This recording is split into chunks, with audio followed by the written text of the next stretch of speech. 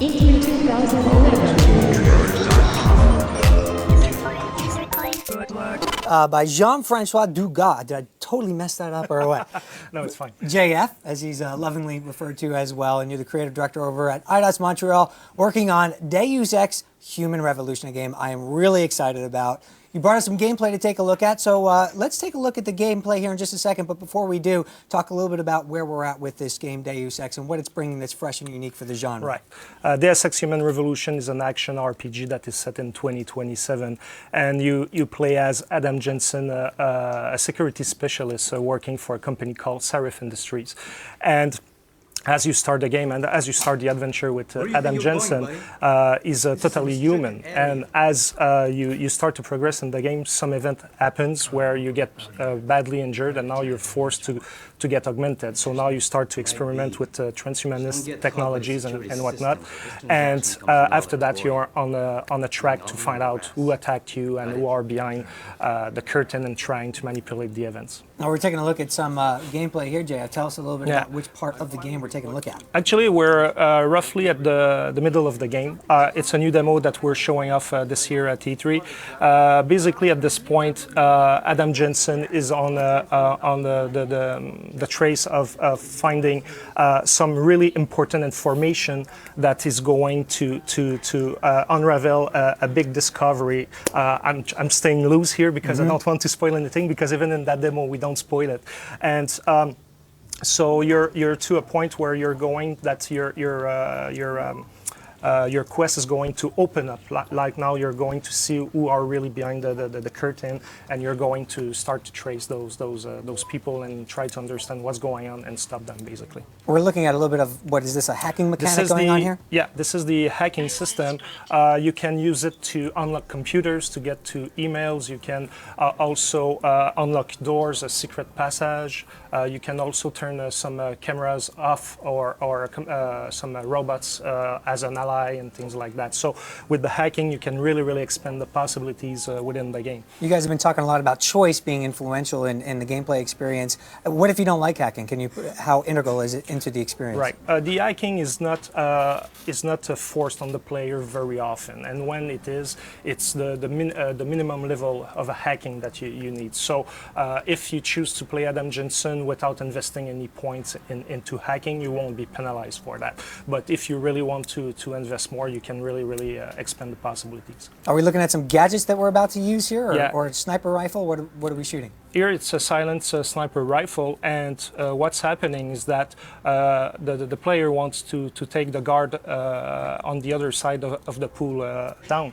But right now there's a bobbing and everything, so he's going to go into his inventory, into his augmentation tree to add the stabilizer, so he's going to be more precise to shoot at the guy. So this is really all about developing every aspect of the character, not just the story choices, but also obviously having a lot of depth to developing the character the way you want, right? Absolutely. Like, choices are on all levels. Basically, there's the story, all the choices with some of the characters, but also how you decide to upgrade your character with augmentations, but with weapons as well, and everything. So it's on various levels. Now, what if somebody's more action-oriented? Obviously, we've seen a lot of sneaking around, a lot of hacking, sniping, silent sniping. What if you really wanted to kind of go guns a-blazing? Is that an option as well? Yes, you take the machine pistol, the combat rifle, and you get some augmentations like the Typhoon system, and you just go. You still need to be tactical, though, because the enemies can be very brutal. So, but you can use a lot of heavy firepower to get the job done. Obviously, this franchise has been around for a long time, and it's a sort of a reinvention, also reintroduction to people who haven't been around the Deus Ex franchise before. So what would you have to say in terms of appeasing fans of the franchise from before, but also introducing a new audience? I think this Deus Ex Human Revolution, it's a real successor to the original Deus Ex. We went back to the roots of the franchise and really tried to understand what were the core values of that kind of game and whatnot, and this is what we tried to reproduce in our own terms, like with our own references and everything. And for the new fans around, I think if they're into action RPG, like story-driven games with a lot of possibilities and be very creative in the way they solve problems, I think it's going to be a game to look for. Have you gotten a lot of feedback from old fans of the franchise in terms of what they think about the look and feel of the game so far? Yes, everybody that saw it, like that, they were fans of the old game. They were like, okay, this is a real Deus Ex game, and for us, it's the best compliment that we can have. All right. All right, well, I've obviously given you a lot of questions, but Justine, what questions do we have from the GT community? Well, we've got a bunch of questions from Facebook and Twitter. Are you ready for these? Mm-hmm. Okay, because they're might get pretty intense here. First one here from Lenny H on Facebook. Will we meet any characters from the first game? Probably, and if you watch the trailers that we released recently, you already see one. Mm-hmm. Ooh. Which the trailers are amazing, by the way. I got to give you a lot Thanks. of credit. They're awesome.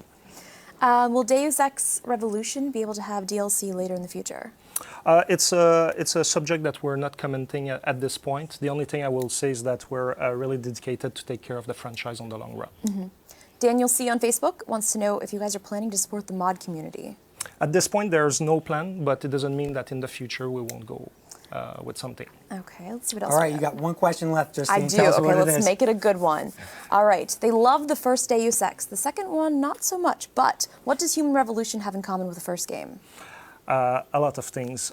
We went back, tried to recapture the spirit of the original with strong characters, but also giving a strong background to the main character.